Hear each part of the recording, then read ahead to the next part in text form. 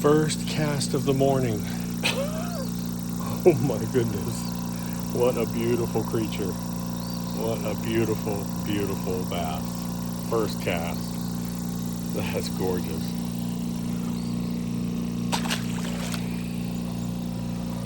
Ooh, what a way to start the day. Okay, you're gonna have to stick with this video. It's gonna be a little bit longer because I'm squeezing 2 weeks summary into one video. I will talk about why this is the critical time of year for you guys with a warm season lawn. I'll address that up front, and then a whole bunch of bull crap at the back. Farm work, everything that's going on here, all the updates, the gardens, the beach house, how I renovated and fixed that lawn. It's absolutely gorgeous now.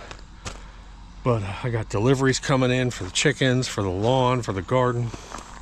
It's going to be a little bit crazy. So if you don't mind, do give it a thumbs up. I hate when people ask that on videos, but it does help the video. If you give a thumb up and drop a comment down below, let me know how much rain you've gotten over the past 10 days, because we have gotten pummeled with rain. I think in 6 days we got like 7 inches. So anyways, I'll break this video apart as best I can. I'm just swamped, absolutely swamped. Here we go. Sorry guys, I'm a little out of breath. I ran down the pond this morning at 6:50 just to throw a lure, and very first cast, boom, this big monster 4-pounder hit it. Anyways, let's talk about this critical time of year. If you have a warm season lawn, it loves the heat and it loves rain. What do we have? 80s and rain, 80s and rain.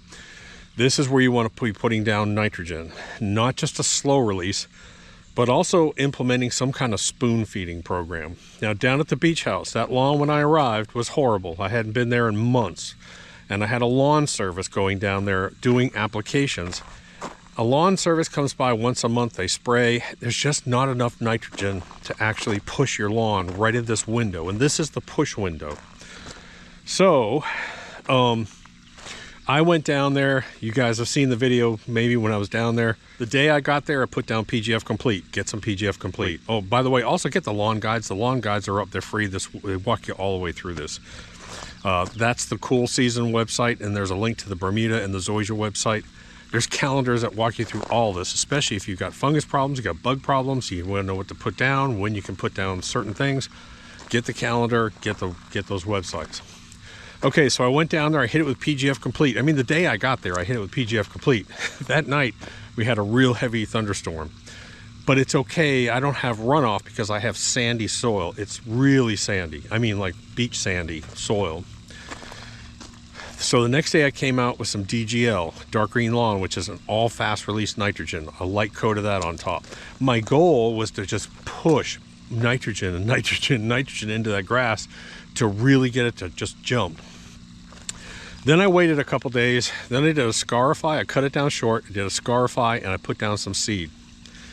Then right after that I came back again and I fertilized. Actually, I started spraying it with Lawn Alive. Lawn Alive, it's fantastic with mycorrhizal fungi and nitrogen.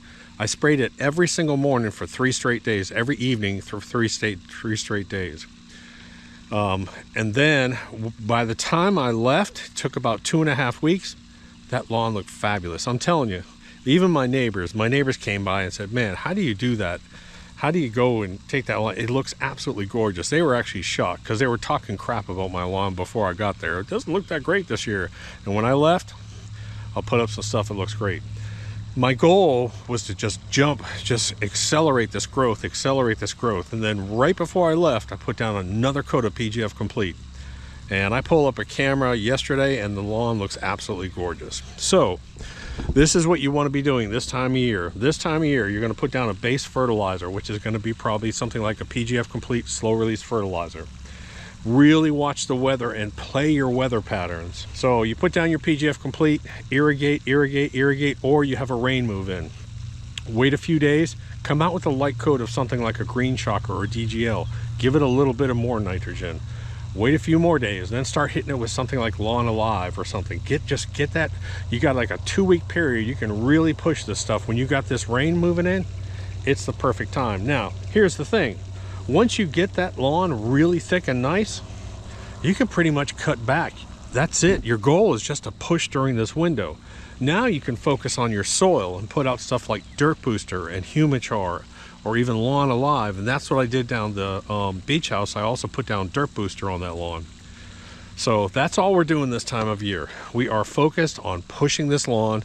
It'll choke out the weeds, identify weed problems. I actually have a few patches of crabgrass and goose popping up here. I'm going to show you in the next video how I just mix it up in a little spray bottle and I spot treat all of these little places for that. I'll show you that in the next video. I got 7 videos I have to get done, guys. 7 videos, so make sure you subscribe. Anyways, let me run you around and show you real quick. The Bermuda out here, this is common Bermuda. It's doing pretty good. John wasn't able to cut for 6 days because of the rain, so when I got home, I cut every single blade of grass myself on this property. I grabbed the Toro, I cut this, I cut that area, I cut the backfield, I cut this over here, I reel mowed the back. It's just been crazy. But Rachel's been here 7 days a week. Now Rachel is normally 3 days a week working the garden for me. She took care of the chickens, she took care of the vegetable garden, she planted flowers. She did a fabulous job, guys. I can't say enough. Someone that really really cares, and that's what you look for in a great person. Someone that really cares about what they're doing and really worries about doing it right. So I told her, she said, well, what about, I said, just flower the crap out of this place. I'm not the flower guy. She's the flower girl. And she can tell you, she can look at any plant out here and she can tell you what it is. She'll tell you the actual name of the plant. But she's doing beds in here like this. Isn't this gorgeous? What's interesting is those purple flowers are the wildflower seed I threw out last year. But look at this. This has just been planted too. So this was just a nasty old weed area with stumps. And we've transformed it into a beautiful little flower garden, or she has actually. And then she's got one over here. She did some work around the house, in the backyard. Let's go up to the vegetable garden, check on the girls. I'm gonna do today, maybe I'll do a separate video on it. I'm gonna do a permethrin treatment up in the chicken house. When it gets warm and humid like this, it's probably not a bad idea to actually do a treatment. Maybe twice a summer on the girls up there. Let me make sure I got everything before I go up. We had so much standing water in here. It was horrible. I mean, the standing water is actually killing grass in here. So I did another reseed, and unfortunately they're going to have to come dig up my septic tank and pump that septic tank. So I don't want to do too much work in here, but I mean, it's looking better than I thought it would, to be honest. That backfield looks great. Corn up in the field is growing crazy. The vegetable gardens are nuts, absolutely nuts. So I'm gonna have to talk over the girls. They're screaming because they're wanting their morning feed, but they're gonna have to wait a minute. What's interesting is a lot of people don't know that corn is actually grass. Yes, it's actually a grass, and corn loves nitrogen. So this field here actually looks really good. I'm really happy with that. I got corn up to 4 feet tall in here. Middle field is okay, but I'd say just that portion up there is light. The upper field has a real problem. Now, one of the problems, and this is the importance of soil testing, is I have extremely high potassium in these fields. And that comes from the sedimentary rock that's around here that degrades over thousands of years, and it just pumps that potassium. High potassium. A lot of people say, oh, dump down high potassium in the spring or starter. You got to be careful. You got to do a soil test. High levels of potassium can cause potassium toxicity, which will actually lock up your nitrogen and phosphorus. So you got to soil test. You got to soil test, and don't be dumping excess of a nutrient down when it comes to the lower micros. Nitrogen, yes, put down a lot of nitrogen, but everything else you can really regulate. So anyways, I'm doing an experiment. I have a bag. I had an extra old bag of green shocker, and I put it on one row of corn up there. But again, the problem is we've had so much rain, these fields are saturated. Now that may be one of the problems up there. I may be oversaturated.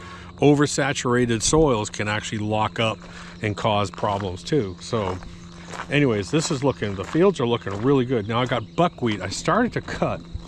I got my toe behind cutter, and I was going to cut in between the corn, and I'll show you this here in a minute more extensively, but I actually cut one row down here, and then I realized, dude, I planted all this buckwheat in here. I spent all the money on buckwheat seed and planted it, and the deer love buckwheat. They absolutely. So I've got clover and I've got buckwheat, and let me show you what buckwheat looks like. This, if you don't know, is buckwheat. And these rows are full of clover and buckwheat. And I'm like, dude, why am I cutting this? And every night, the deer are just packed in here. I mean, I've got them stacked. You can pull. I pull up my camera and I can see like 7 deer all stacked in here, more deer up here. So I'm not going to cut that. I'm going to leave it. I did do some cutting around the edges, and then I went down. I cut my little shooting range, my pistol range down here, and I hit a rock, and my toe behind cutter, the spindle, must have been the key on it, snapped. So I got a guy coming to pick it up because I don't have time to get under that thing and take it apart. He's going to actually service it and replace that. But there's the look of the house, the pond, there's the barn, here's the chicken coop. I'll take you over and I'll show you that new squash garden. It's looking really good. Oh, we bought more grape plants, by the way. Wait till I show you this grape plant and how it's growing over here on the side. I hope I remember to show you guys. But this is nuts. Look how tall these plants are. Let me put a sprayer over here, just so you can get just sort of a perspective of these squash plants. Look at that. Look at how beautiful these squashes are in here. That's actually a hybrid zucchini. It's a yellow zucchini. Look at all the bees. Okay, I'm eating some blueberries. Tomato plants are doing really well. She's doing a great job. We're using these string systems, string trellis. But I mean, we're just loaded with tomatoes in here. Look at this. Isn't that crazy? And I guarantee you we've already pulled 100 pounds of produce out of here. Guarantee you. Let's see. So we got all the tomato plants going. The trellis system. The trellis systems, this is one thing I'm going to have her work on today. I really need to train these more. You can see I've got beans growing up on them. And the nice thing is you can just come by here and pick your beans and pick your cucumbers. They hang down. Peas, I got a ton of peas over here. They need to be harvested. But I got green beans hanging down. I got cucumbers hanging down. But she needs to come in here. I'm going to have her really focus on, even if it hurts these plants a little bit, getting them off the ground and getting them up on the trellis. Look at all these beans coming up. The boxes, this is all lettuce, guys. Look at that. Some of that needs to be picked. Herbs and carrots, and the herbs over here. Chicken coop 2.0. So I've got new girls coming in July. This is all set. And what I did was, we put wire. You always extend wire out so nothing can dig under. And I threw down some grass and clover. And the inside of this was huge. I'll show you. I've got some footage. But the inside of this was just absolutely just covered in foliage. So what I did was, yesterday I came and installed a little door here.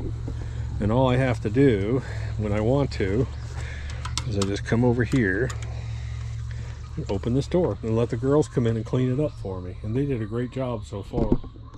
And man, they love coming in here. They love. Oh, there's the grapevine. Look at this. That's one grapevine we planted last year. That's crazy, dude. That's nuts. But I'm gonna have to probably plant them outside because the chickens love to dig here. My question is, did I make this long enough to hook it anywhere? Probably not. I've got 2 to 3 chickens that are broody right now. So last night I went in here and I taped up all my boxes so they couldn't get in the boxes. That's why they're kind of screaming at me right now, because they want something to eat. Extra squash plants, let me go down here. Pepper plants are doing great. I've got so many jalapeno peppers this year. I think I overplanted jalapenos. I mean, we're just picking them left and right. I really wish I'd planted more green peppers, to be honest, and I may actually come back. And put in some more additional green peppers. Let me run over, before I do the girls, let me run over and show you the squash garden. Guys, if you never have dirt in your garden, see all this clover? Look at this. This is a living environment. This whole thing is a living community in here. Plant clover. I can't stress it enough. Said that year after year. Now, we don't use any fertilizers. All we do is we do the dirt booster compost. Today, I'm actually going to shoot another video, one of 7. We're where I'm going to show you. I'm going to take black cow compost and I'm actually going to add it to our normal pile, simply because, let me get a shovel, simply because I'm running out of my base material. Now we steal chicken poo out of their coop when we need to clean it up, and we bring it over here and we add it to the pile and we put in Dirt Booster Plus. I also have been putting some alfalfa pellets, but I don't have any alfalfa pellets right now.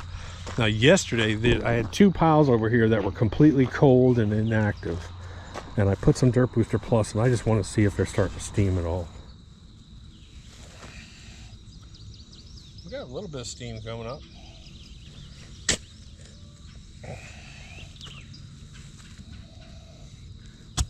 There we go.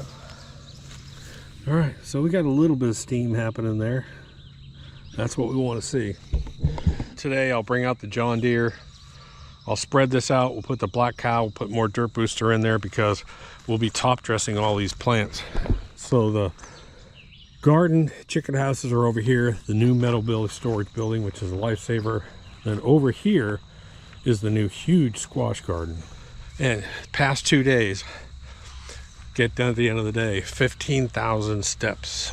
Tell me I haven't been working my butt off.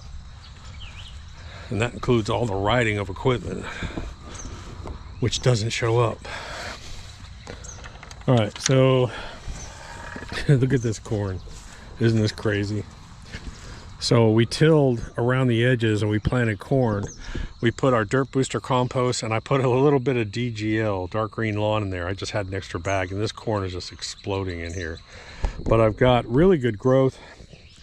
Butternut squash, cantaloupe and watermelon, specialty squash, back to butternut squash, and then I got pumpkins and something else over there. But this is going to be, in about a month, this is going to be crazy. I have no idea how we're going to walk around in here and actually harvest stuff. It's going to be nuts. All right, so I got all their treats ready. Fermented feed and some black fly larvae. I've been giving them greens every day, plus they're in that other coop over there, which I've opened up, and they've been eating the crap out of grass. So let's release the hounds.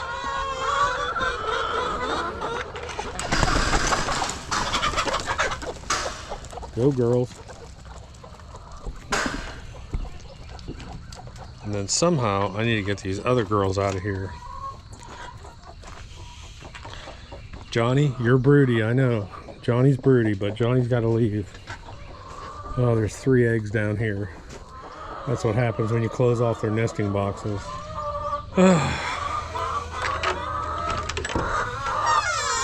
Come on, girls, let's go. Come on, let's go. I should have known that we were going to have eggs show up. Come on, let's go. Chick, chick, chick, chick, chick.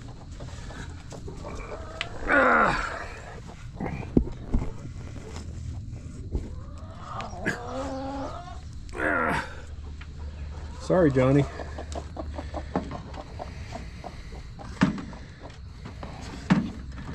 They're warm. Someone was in there sitting on them. Okay, so everything's treated, and of course the broody girls are wanting to get right back in. John, look at John. So I've got the quarantine kennel set up, which is you have to put them in there for 2 days. People will tell you about ice water and ice baths and cooling. It doesn't work. I've tried it. You just got to isolate them. Their ability to nest for at least, I would say, 2 full days, and that's usually what does it. We just made compost piles. Rachel's now working on the garden. I'm chicken coop 2.0. I'm getting it ready so I can put my broody girls in there, because broody girls ruin your egg production. But I wanted to show you.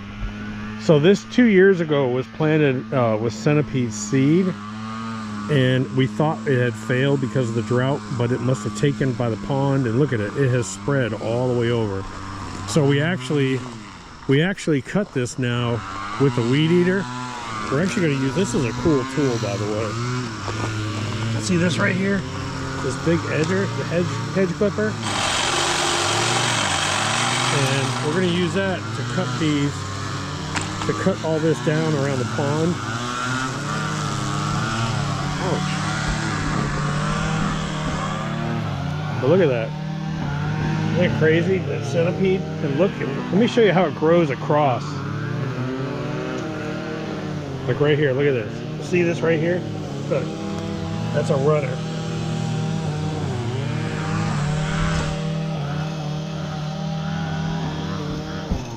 And if you got a pond berm, plant centipede on it because it really doesn't need a lot of nitrogen. And it's a pretty low maintenance grass, so I don't necessarily care it for a lawn. It's a decent looking lawn, but I wouldn't mind planting centipede over here. I'm not sure I can get it to grow. There's too much shade over there. It loves the heat.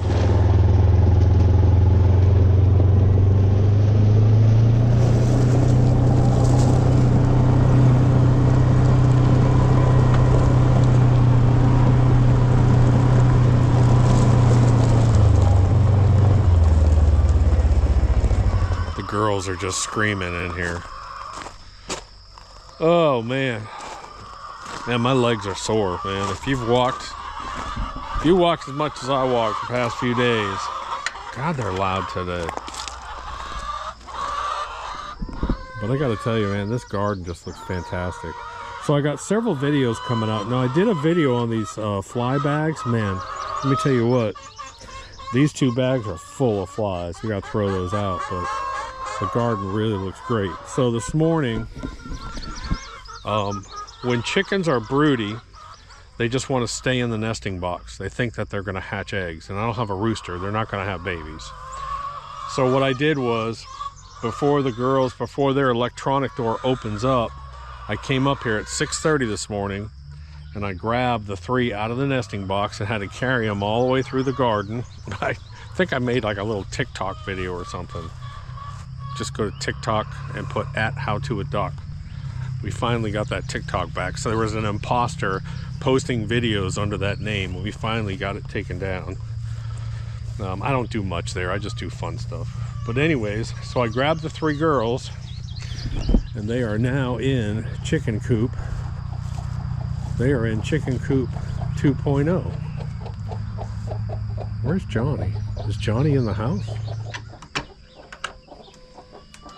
Yeah, you're in the house. Good boy. Good girl. Look at you. Look at you in here, huh? Maybe I'll leave this door open for a while so you guys know you can go in there. So yesterday I came out here. I put these bars up, which I already had. I put a little nightlight in here. There's a solar powered fan. Put some wood chips. They've got food here. They've got water. Yeah, look at you. You gonna go up there? So the only way that I have found to break a broody chicken is to get them completely away from nesting boxes. And I'll have them here. I'm gonna leave them out here for at least 2 days.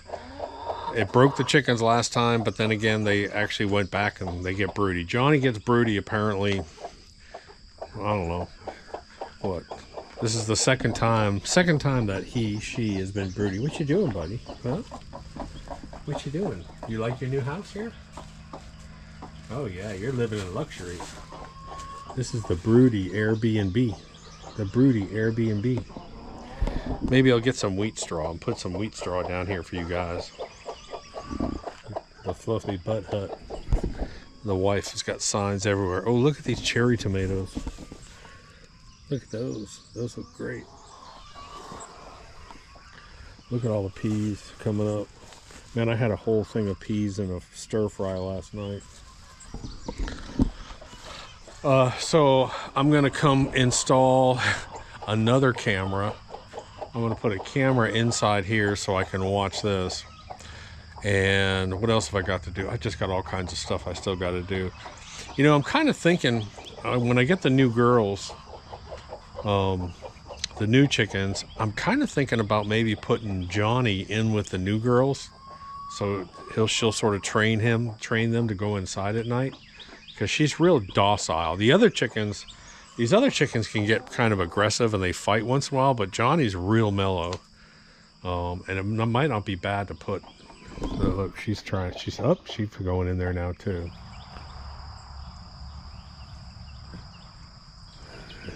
It's funny, we busted our butts so hard to put all this irrigation system in. And then it rained for what, 2 weeks straight.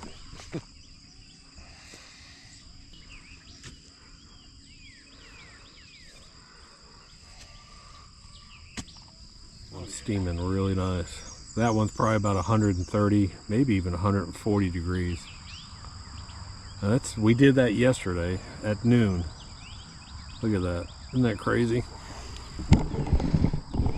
And the only thing that'll produce that heat is active microbes and active fungus. It's like going to the gym and working out. You're going to create heat, you're going to sweat, and that's what happens in these piles. And then that all breaks down and creates a huge amount of nutrients, organic matter, and right now we're just top dressing. We put it into the soil when we first plant, and then we just come back by, we top dress, and then we water it in. So I've got new grape vines here. I had her pick these up.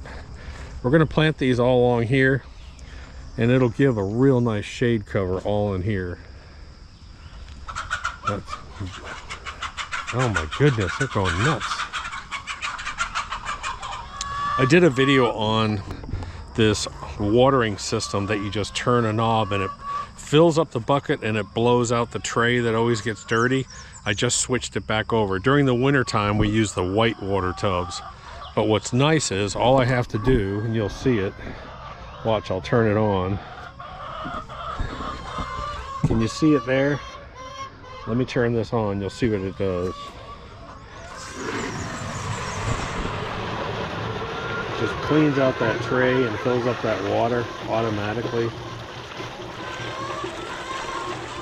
What's nice is during the summertime, I have a real short hose here. This is a 600-foot well and the water's really cold. So in the afternoon, if they want cold water, I just come out here and I just blow in cold water in there, maybe once or twice a day, and they get nice cold water in there. I put out wheat straw. I put wheat straw in their whole outside run, which they just love. They just dig and dig and dig, but they're ready for me to give them some. Thank God for a Walmart delivery. So the same guy, real nice guy. I think he's originally from Venezuela. Real nice guy. He pretty much delivers all the time out here from Walmart. And I don't have to touch that corn. I got more corn over here. I got water. I got groceries. So this afternoon, once I get done editing this video, as soon as I get done, I got to go install a camera up in that coop. I told everybody not to come here today so I could get this video done and do some errands. But then tomorrow I got a full crew coming out. John, Jeff, and Rachel will be here. Rachel is going to be doing a ton of garden work and top dressing some of those plants. And then we're going to cut everything.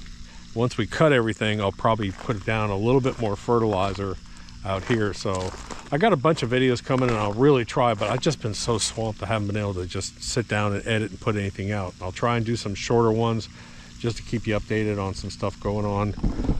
And I don't think you can see it, but I got 3 baby geese. The mom and the dad, and then there's 3 baby geese over there. Unfortunately, we had a mallard nest that was over here, and I think probably raccoons may have gotten it. We don't have any mallard babies. Wood ducks, I've got wood ducks in here. Hopefully I might have some wood duck babies show up. But anyway, that's it. Hope you enjoyed the video. It's just an update, and I'll try and get some more pumped out as soon as I can. Doc.